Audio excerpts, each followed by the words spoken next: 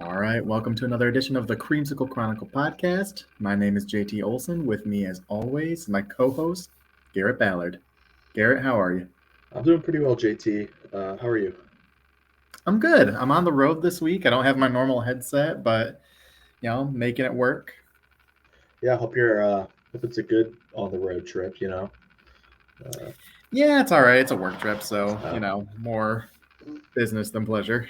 course. But a trip's a trip. Got to make it work. So we are here on the evening of the night of the first day of joint training camp practice with the Bucks and the Dolphins. Uh, the unofficial depth chart came out a couple days ago. We are inching closer and closer to Buccaneer football being fully back in game format on Saturday. Uh, JT, anything you want to talk about in terms of this depth chart first? I think that was the big news of the week. Yeah, I think the first thing that people notice is the biggest talking point that I've seen is with the cornerback group. Specifically, that Sean Murphy-Bunting is listed ahead of Jamel Dean as the second outside corner, which we talked a little bit about last week. Yeah, I mean, I think it was kind of just. I mean, people might be shocked by it, but I feel like that's kind of been coming the entire training camp. I mean, we've heard nothing but Murphy Bunting is getting the outside reps. Uh, he's looking to be in line for the number two corner, and that's confirmed here. Obviously, I don't know if they're going to be playing on Saturday. I know they said uh, like big starters wouldn't. I don't know if that includes someone in a competition for a position like a starter. But if that is the case, we'll just see how it goes on Saturday. If not, see how it goes later. But I'm not super shocked by that. There are some other things on there that I was a bit surprised by before that. Yeah, we mentioned Murphy Bunting last week, and the thing about Murphy Bunting is he's been inconsistent, Mm. and he's had his struggles. But Jamel Dean has also been inconsistent, Yeah, maybe more than Bunting, but Bunting has not really played his natural position on the outside. I mean, he was never a slot guy in college. He was always an outside corner. right. Yeah. So this is his opportunity to right the ship. Right.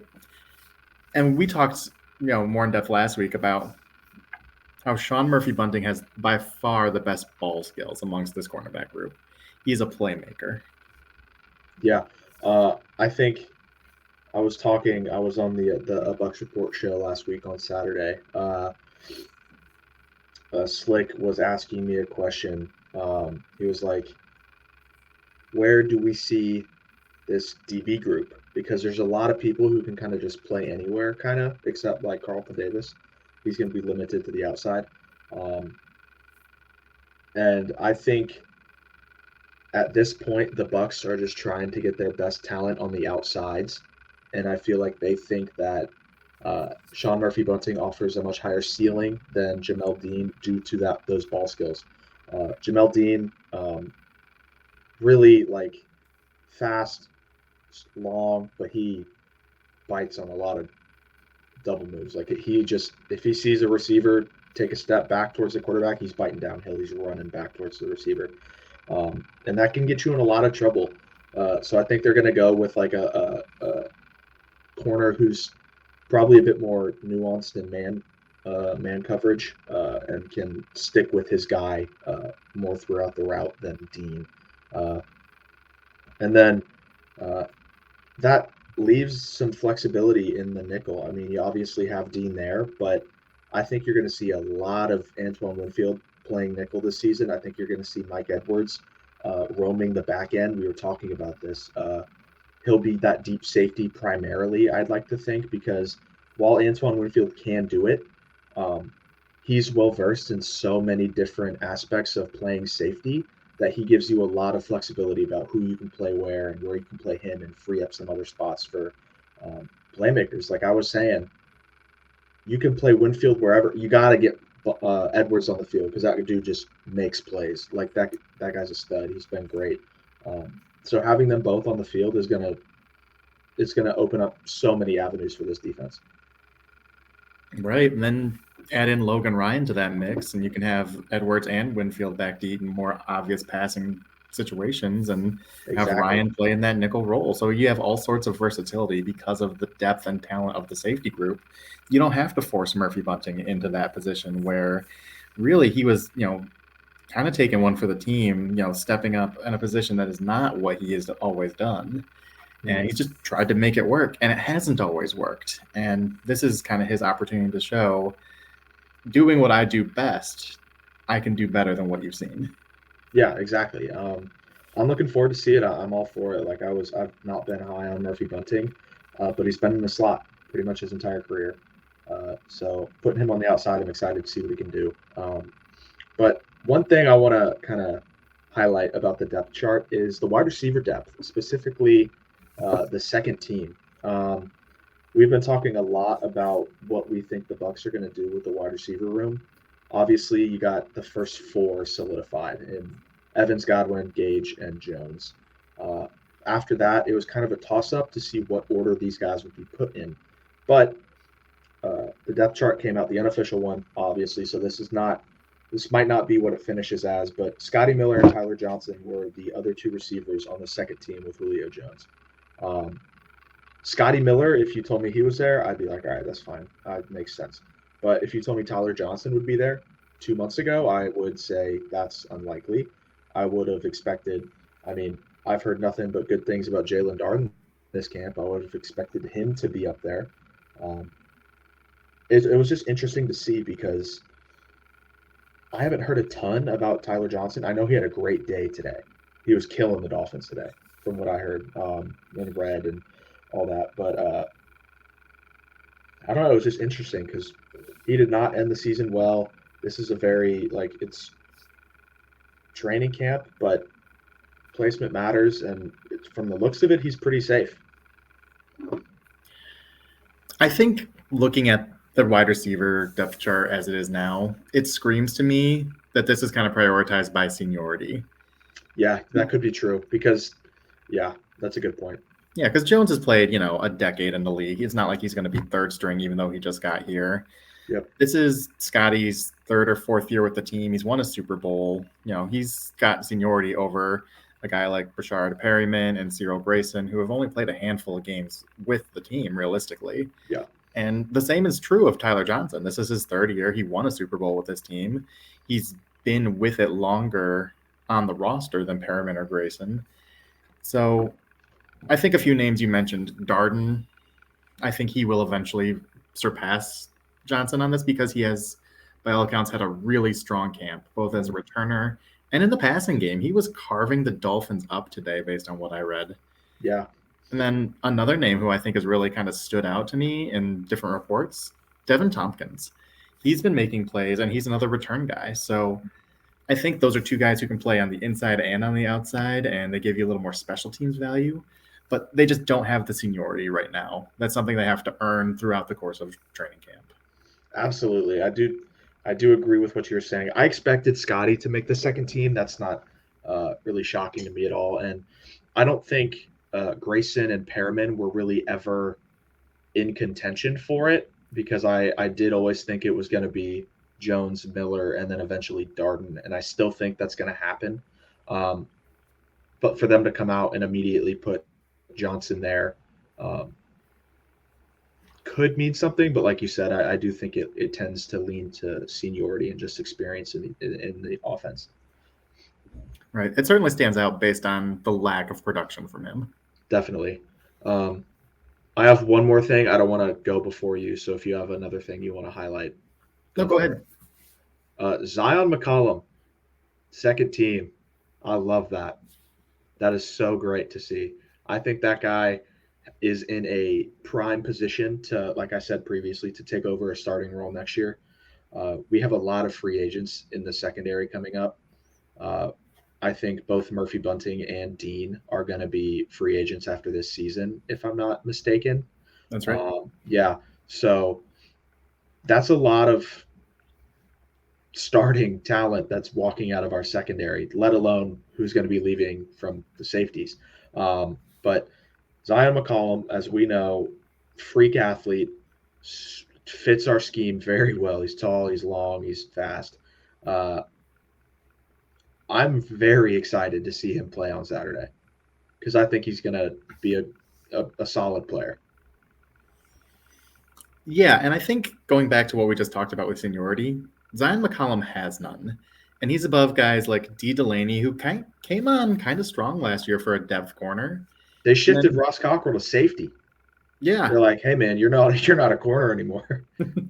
And then Rashad Robinson, who is a good special teams player. And McCollum's above both of those guys on the depth chart before he even plays a preseason snap.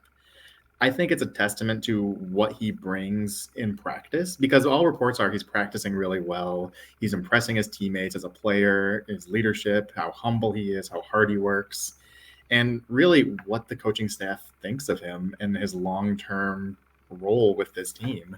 I mean, they're not just going to gift him that position. They have to respect him, and they've kind of shown that with other positions on the depth chart. Yeah, I read that and I was like, oh man, what a nice way to go into the week of training camp to see that. I think that's super exciting and should excite a lot of Bucs fans, because that's a really nice thing to see from a rookie, especially a rookie corner, which is typically a position that is not the easiest to adjust to right out of college, because it's a tough position.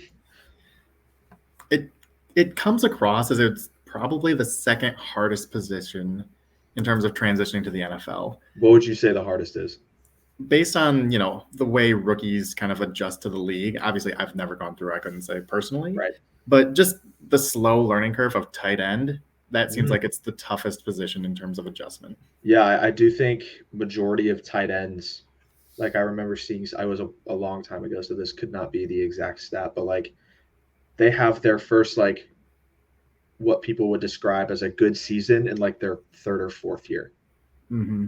Like it's just such a late bloomer position. I don't know if that's by design or if that's just how it goes, but obviously Kyle Pitts, bit of an anomaly, but you've seen guys like, TJ Hawkinson up in Detroit. That guy was what, 8th overall, 10th overall, something like that. Around there, yeah.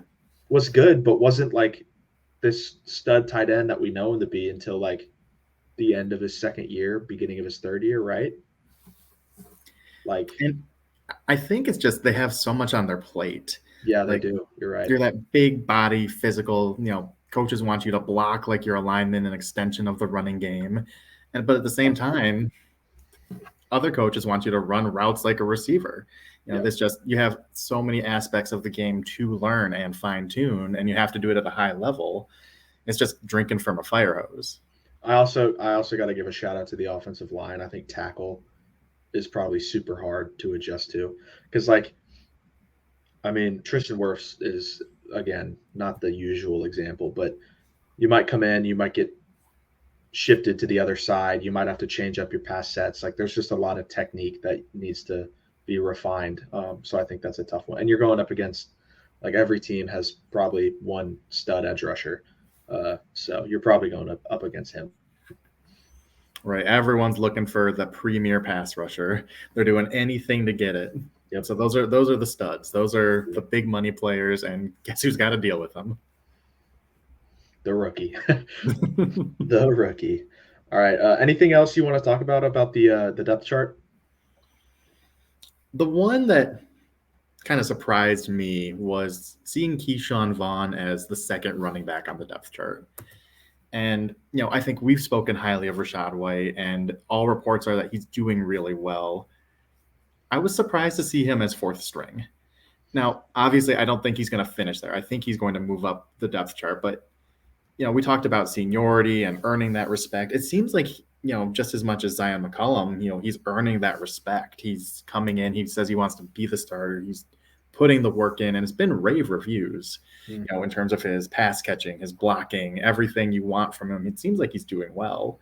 So to see him not only behind Keyshawn Vaughn, who has been nothing short of underwhelming, and even behind Giovanni Bernard, thank you. Yeah. Who, has had a really good NFL career as a, backup depth running back who brings value. You don't expect to see Rachaad White, fourth string behind those guys. He's your third-round pick. He's done really well. I didn't necessarily expect to see him that far down the depth chart. Yeah, I agree. But I think if there's one position that you look at and you're like, okay, this is based off seniority, it's this one, right?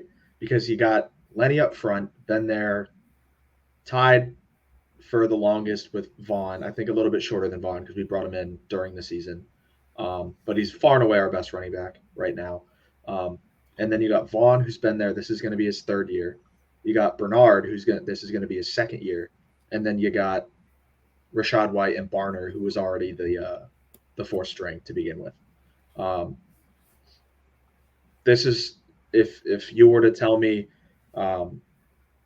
this Bucks depth chart was structured based off of experience with the team in this offense, I would point to that position as the thesis for my essay as to why it is, because it doesn't make a lot of sense to me.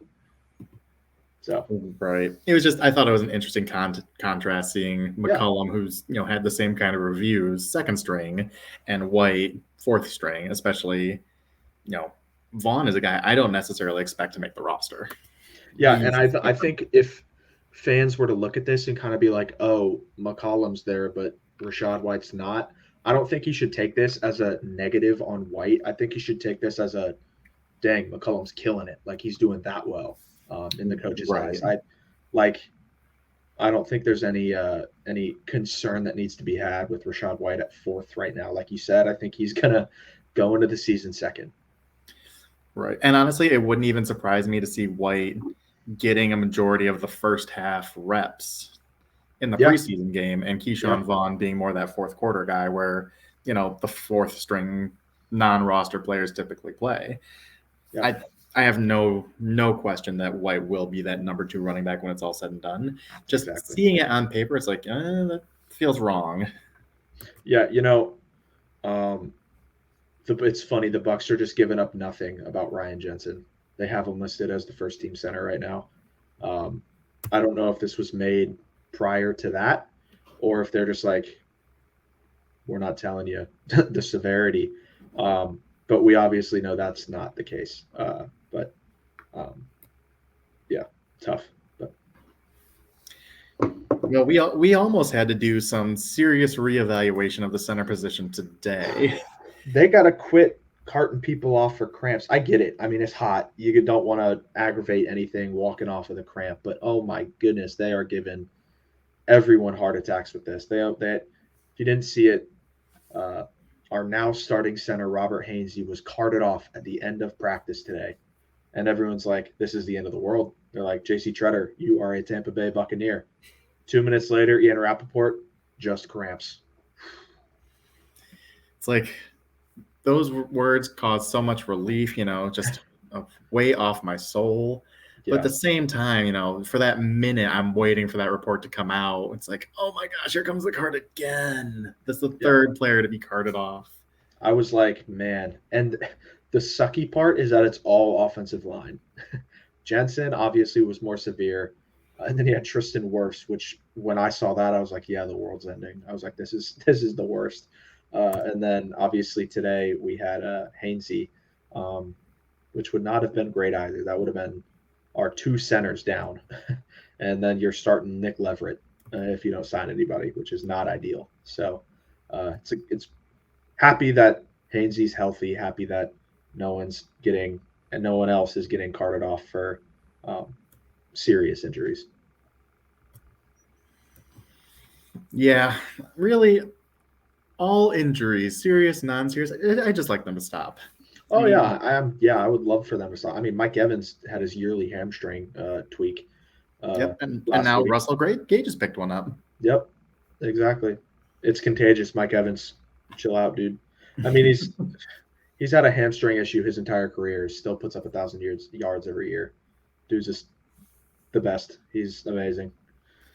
I think it's a testament that guys who are that big are not meant to run the way Mike Evans does with his fluidity and his quickness. His body says, what are you doing, dude? This is not right. Yeah. He's like, it keeps going. Dude's a machine. Love that guy on the team. He's my favorite player by a good margin. So we talked a little bit about Hainsey and the scare he gave us from the joint practices today. Mm. That was obviously the big talking point for a lot of the afternoon. Hainsey's hurt. What do we do? Wait, it's just okay. We're good. But there were a lot of other things going on in practice today.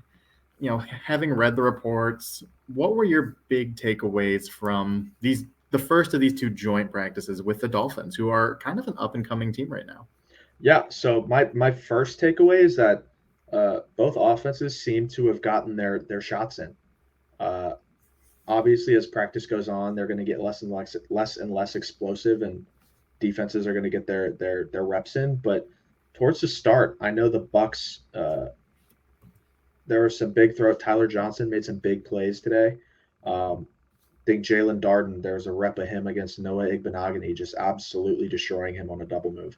Granted, it is a one-on-one, but still. And then I know I've read something, I can't remember the exact tweet, but I think it was like back-to-back plays, Jalen Waddle and Tyreek Hill just doing their thing, what you'd expect against the Bucks secondary, the first team. So I was like, okay, that's tough, but defense bounced back from the looks of it. Yeah, and we knew that this particular pair of receivers was going to be a challenge for the Bucks. This is the fastest duo of receivers, maybe the fastest two receivers, because both Waddle and Hill fly. We knew that this was going to be a bad matchup for Carlton Davis, Jamel Dean, the whole group. I wasn't expecting the Bucks receivers to dominate the way they did. And I think that's the word Greg Auman used when describing the Bucks receivers in the one-on-ones. They dominated.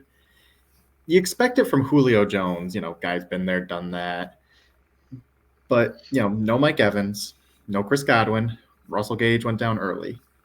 And then you read the Bucks dominated. Scotty Miller, Jalen Darden, sounds like he had a great day. Devin Tompkins. All these guys carving up Xavier Howard, who is not the perfect corner. He's a good corner. And Noah Igbenogany was a first-round pick, although he has been very underwhelming in the pros. Yeah. You're right. Dominating is a good word to be seeing in that situation because, the Dolphins have a talented secondary. They've drafted a lot of corners and safeties highly. Like Javon Holland was a great rookie last year. That dude's a stud. Mm-hmm. Do they still have Byron Jones? Yeah, but he's out right now. Oh, he is? Okay, I was not aware of that. Yeah, but I believe he's a PUP right now. Yeah, Xavier Howard's had the most interceptions since 2018 or something like that in the NFL. Dude's a ball hawk. So the fact that pretty much every single one of our receivers was able to beat their cornerbacks is promising. I did see that.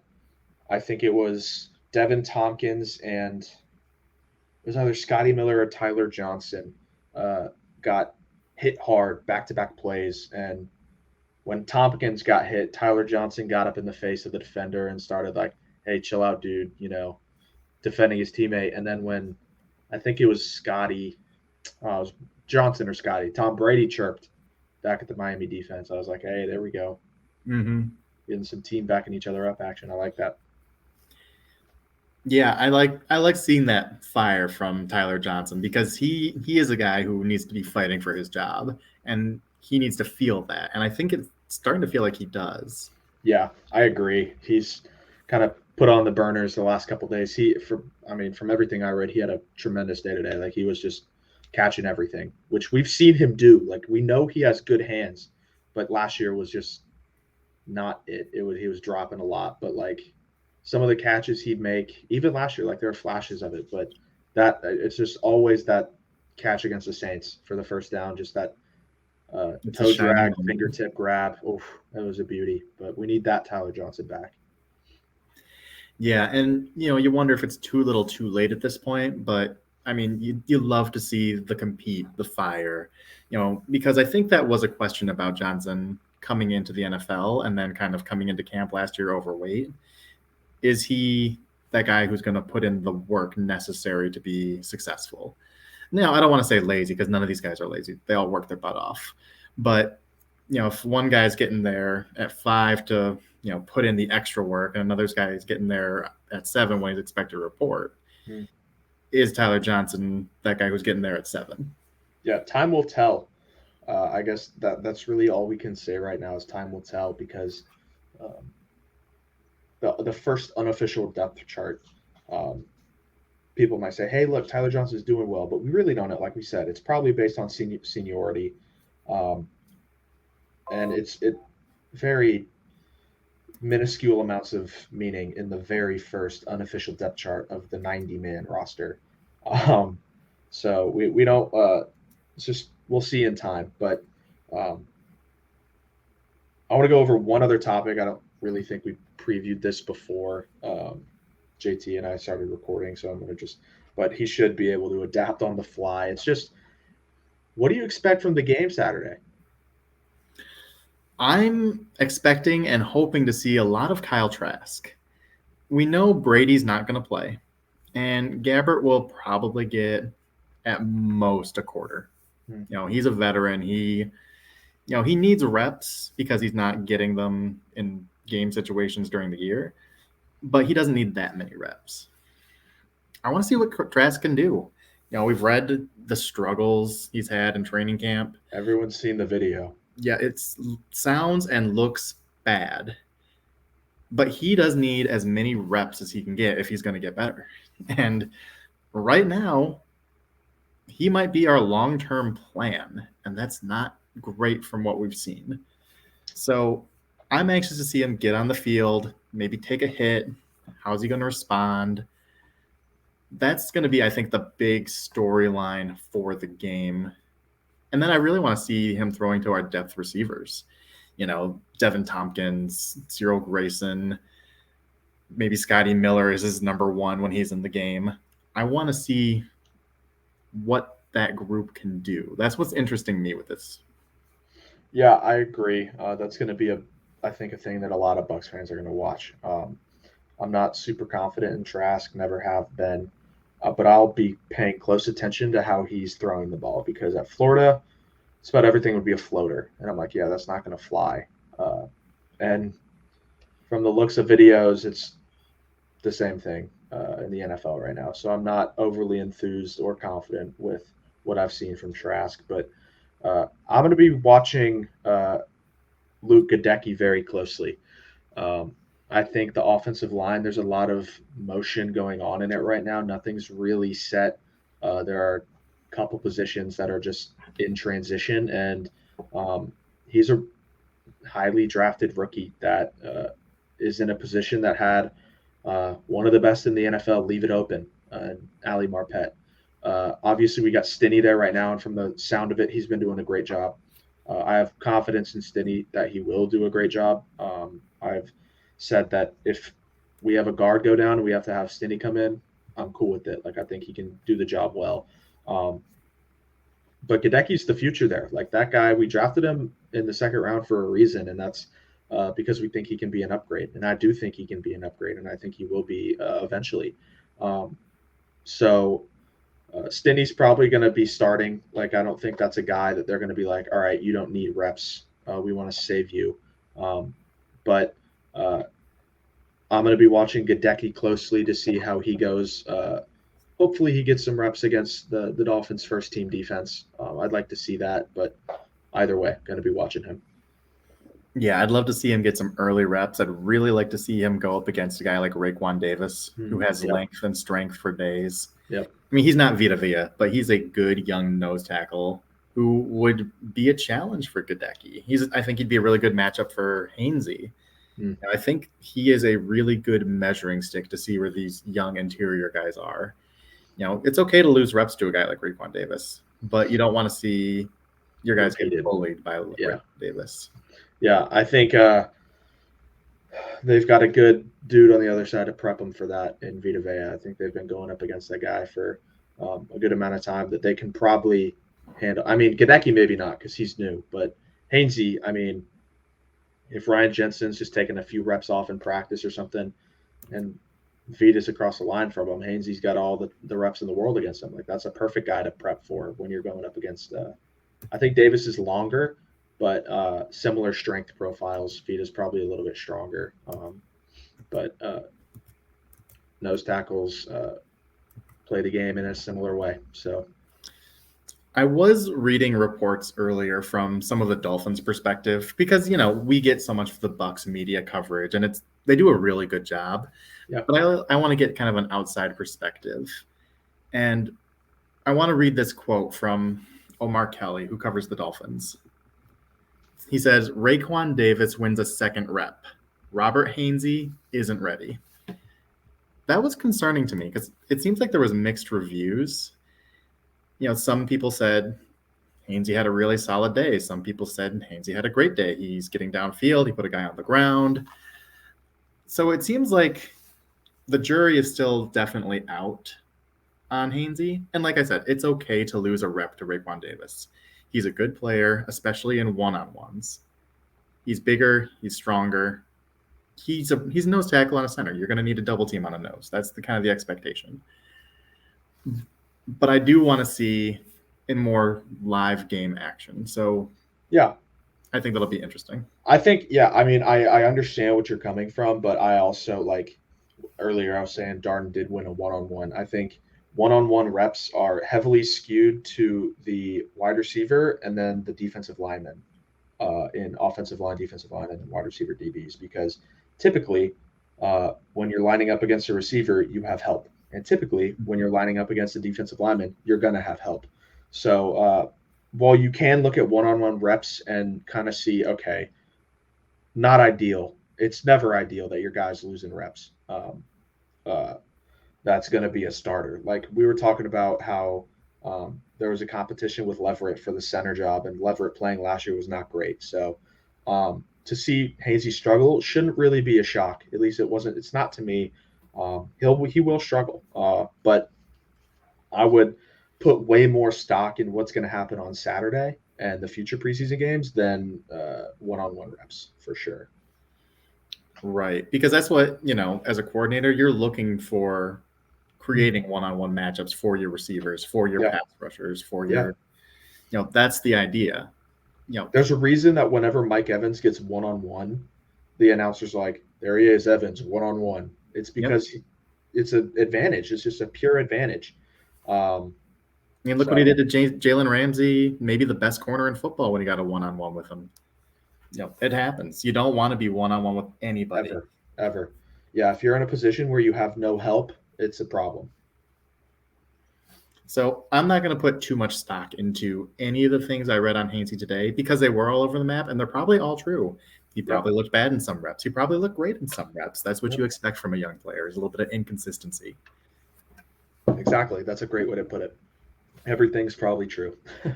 One time or the other, it happened. Let me kind of continue on with that theme of reading kind of Dolphins media. It sounds like the Bucs defensive line is a menace in the best possible way. That's been known. Yep, and we knew that. We did. But the addition of Hicks sounds like they're an absolute brick wall. We love that. It's scary, apparently. And I've read, they absolutely collapsed the entire half of the Dolphins' offensive line, tackle to center, just V and Hicks. They just obliterated it. And the Dolphins' offensive line is not a good benchmark for terms of measuring offensive line because they suck. They are not good. They're getting better, though, because they got Robert Hunt, who is strong. Right, he's good. They have. They signed what's his name from the Saints? Oh, Teron Armstead. I totally forgot about that. Yeah, you're right. So they are an improving offensive line. They're not a great unit, but they have a couple of interesting pieces there. Yeah, you're right, but I'm always under the impression that if you don't have at least 4 pieces on an offensive line, your offensive line is going to be bad. You're right. It can be. If you have three, that's either holes in the middle, holes on the outside, or holes on one side completely, right? If you got 4, you got all but one patched up, and you can give help. If you got 2, that's 2 or less, you are that's the danger zone. Yeah, and I think if I remember right, and I don't know who put out the tweet, so I wish I could go back and reference it, but I think it was the right side of their offensive line that kind of got blown up, which would be not the side that Armstead is on. Right. Yeah, he's going to be the. Well, I do wonder if they are prioritizing right tackle because, like, the whole thing about the left tackle being so important is that it's the blindside tackle. And obviously, Tua is left handed. So the blind side would be the right. Right. It's just a matter of switching positions. Right. And they did draft Austin Jackson to be that right tackle / blindside protector. And he's not good. No, but they spent the first round pick in him, so there is an investment made there. Yeah. Robert Hunt is the right guard, so I don't know if he was the one in on that rep. And then they signed Connor Williams from the Cowboys this year at center. That's and they true. had Michael Dieter back, who was a third round pick in 2019. So they've made investments in the offensive line, even though they haven't all panned out. Austin Jackson. I mean, Hunt and Armstead are good. Yeah, I like Williams is fine. But then they drafted Liam Eckenberg this year. I forgot that. Oh, did they? Oh, good. Okay. Last year. It's a good pick. Okay. Yeah, I'm still not sold, but they've tried. They have. Our defensive line is investing better, for sure.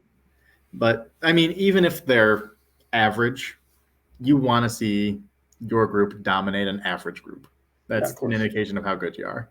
Yeah, I mean, you need to meet the minimums. Like if you're going like it's the rookie quarterback thing. The Bucs never play well against a rookie quarterback, which is super annoying. But if you got a bad offensive line, our defensive line should win like 8 out of 10 times. Yep. So just consistently doing what is expected of a great team. Yep, exactly. Anything else you want to touch on? Just kind of looking. Well, I don't know if we asked you. What are you looking forward to for this game? Did you touch on it? Was Luke Gadecki. Yeah, Gadecki. That's right. Yeah. I want to see. Okay, so I want to see our rookies. I want to see Logan Hall. I want to see Zion McCollum. You know, those are the guys who are most interesting because they're getting their first taste. But I want to see our young bubble watch players. And I want to, I'm getting a little in the weeds here, a little deep on the depth chart. But, these are the guys who interest me, the fringe roster guys, probable practice squad guys. These are the Devin Tompkins. I really want to see what he can do in the game. I'm really interested to see J.J. Russell. He's like our 5th linebacker out of Memphis. He's a little smaller, led the nation. Well, I don't know if he led the nation in tackles, but he was really high up that list and most tackles in the college football. Andre Anthony, who is our 28-year-old rookie pass rusher out of NLSU. These are the guys who probably won't make the team, but they could be kind of that revolving door if there's injuries. Yeah, I'm excited. The linebacker thing's a good. J.J. Russell and I don't know how to say it. Fatukasi. I don't know how to say his first name. I'm sorry, but the both rookies undrafted. Olakunle Fatukasi. That's it. We need a linebacker. Like we don't. That's by far, I think, that and edge are our 2 most needy positions. So that's going to be definitely a good one to watch. I'm just going to put it out there. Send the Bears a 2nd-round pick for Roquan Davis. Or Roquan Smith. For to be a backup. Hey, we'll just run them all. Yeah, put them all. Switch to a 4-3. Gosh, what a powerhouse team that would be. Because he's still on a rookie contract, so he's fairly affordable if I'm remembering correctly. I mean, he was a top 10 pick, so it is going to be a big rookie contract. But right, and it would cost more than a 2nd-round pick to get him. Maybe. I mean, he very clearly wants out. I don't know how much leverage they have at this time, but there's a team out there like the Broncos or even a team like the Lions who desperately need a linebacker. If the Bears would trade in division, there are teams with more assets to give. Definitely, but I just I don't know. Yeah, not going to happen, but a nice dream. Yeah, it will not happen. It would be cool though. Can you imagine as Lavonte David kind of gets into his mid-30s, getting close to retirement age? By the way, here comes Roquan Smith. Pewter Report tweeted Lavonte David looking fast. Back to normal Lavonte David. Last year was not his greatest season. Still Mhm. fine, but in terms of Lavonte David standards, was not the best. But apparently he's looking good. And what is he, 33 this year? 33 this year, I think. Yeah, So you would expect him to slow down, but he's also this. He's going to be a free agent. yeah, his contract is weird because they have the Void bonus years. years. But this is going to be like, unless we re-sign him, his last year as a Buck. Gosh, I hope not. I don't want that. I know it's tough. But that's why you go get a Roquan Smith. One out, one in. Another decade of dominant linebacker play. Oh man, that'd be crazy. But yeah. Oh man, anything else? I think that's most I think the storylines wanted to get to today. Looking forward to tomorrow. It sounded like things got a little chippy towards the end of practice. Yeah. Leonard Fournette hit a guy in the face. The face mask. Yeah. Tyler Johnson was getting chippy, as we talked about. I think things are gonna ramp up a little bit more tomorrow as these guys get a little bit more competitive. They're getting a little sick of looking at each other. I think it's only a matter of time. I did see a Carlton Davis quote talking about going up against Tyreek Hill. Maybe it was Antoine Winfield, but they were saying haven't gotten a chance to remind him about the Super Bowl yet, but that's coming. So something to keep an eye on. I wrote an article about what to watch for in these practices, and I had his whole section. I just want to see the peace sign. Antoine Winfield just throw it up. That would be great. I would love that. That is what I'm here for. That is the content we need. That was my favorite thing in that Super Bowl, other than winning it. Just the ultimate F you. Oh my gosh. I'll take the personal foul. It doesn't matter what Twitter. I love it. All right. I think that's going to wrap us up here. Yep. Garrett, are you going to be at camp tomorrow? I will not be there. No. Oh man, we gotta get these credentials cleared for you. I'm trying, man. It's tough. I'm trying though. But yeah, hopefully soon. I think it's crazy how you got game credentials so much faster than training camp. Well, I don't know. Yeah, I mean, I was like asking the dude who's helping me get credentials. He was like, "Yeah, training camp is day by day, case by case. So they evaluate everything one day at a time, one case at a time, whereas game day is a bit more wholesale. Like if you get one, you're going to get all, pretty much. So yeah, and that'll be better content once we get there, because like we've said before, this roster, it's pretty well set. There's not a lot of things to report out on. Julio Jones looked good today. Oh, what a surprise. Vita Vea is really strong. What a surprise. Yeah, exactly. Like it's just the same old. Yep, we know what we're getting for the most part with this roster. Yep, but I think that's going to do it for us today. As always, thank you all for listening. We really enjoy doing this podcast for y'all, and we hope y'all enjoy listening to it. Come back next week. We'll be recapping the game, talk about the next one, talk about the week of training camp. As always, go Bucks. Go Bucks.